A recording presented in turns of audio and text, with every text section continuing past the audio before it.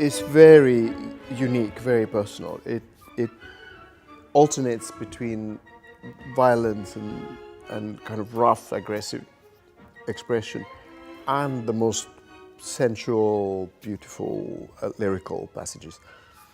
Almost like no other piece of music I know of. Well, I came to this production as the second conductor. The first production was conducted by Pierre Boulez, of course.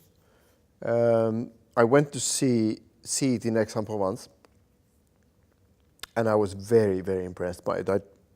I thought this is maybe the best opera production I've ever seen in my life. I went backstage, and Boulez said, well, you should have my score. And I said, well, don't you need it? And he said, no, I will never conduct opera again.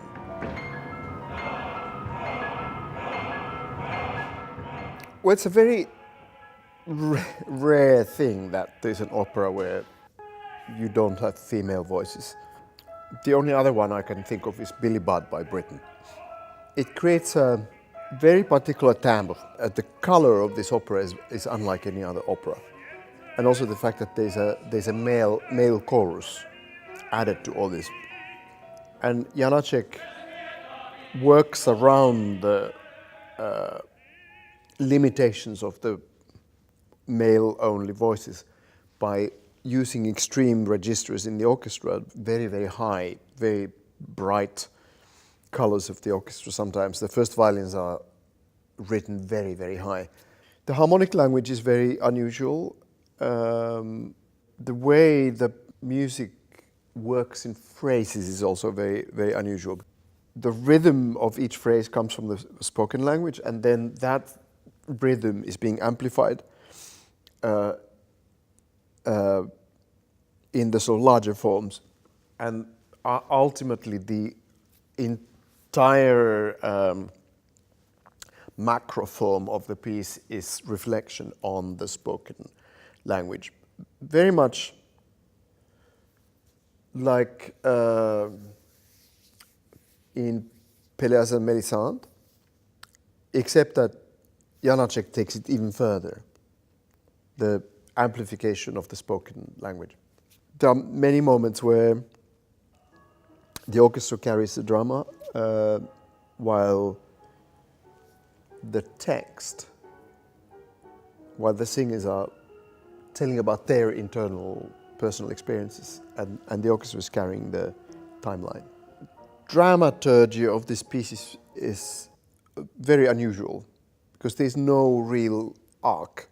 There's no real linear story. It's more like a collection of stories, very much like life.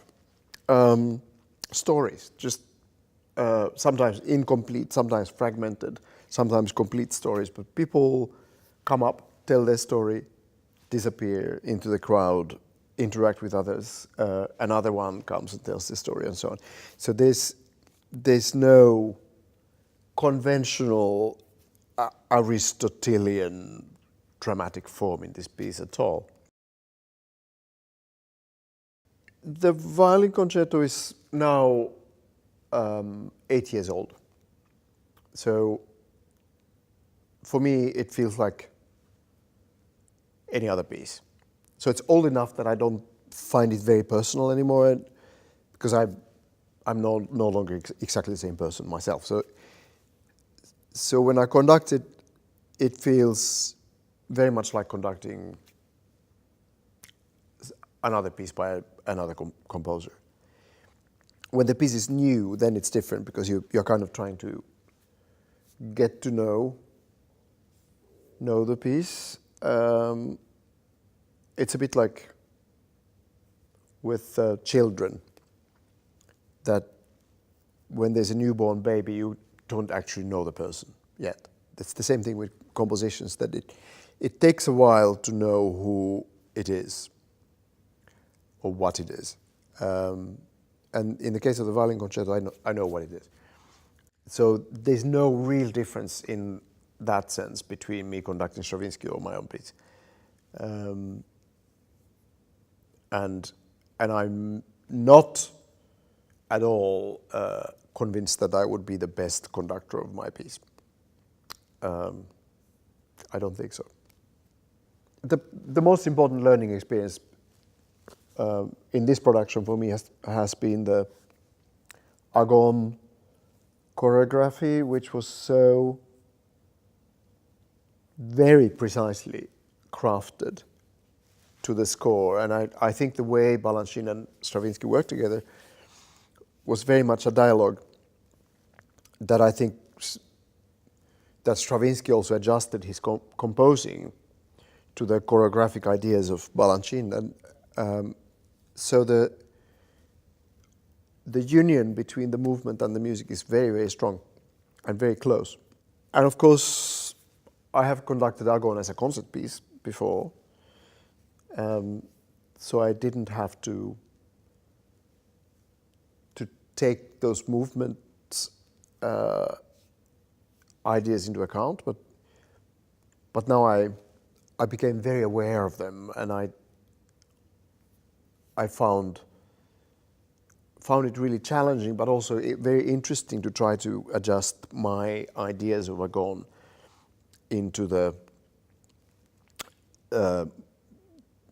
physical language of Balanchine. And so I learned a lot. Stravinsky has always been one of my house gods since I was a child. And I don't think any other composer has been as important on the whole. So the fact that my concerto is between two Stravinsky pieces is, I find it wonderful. I'm very happy about that position to be in.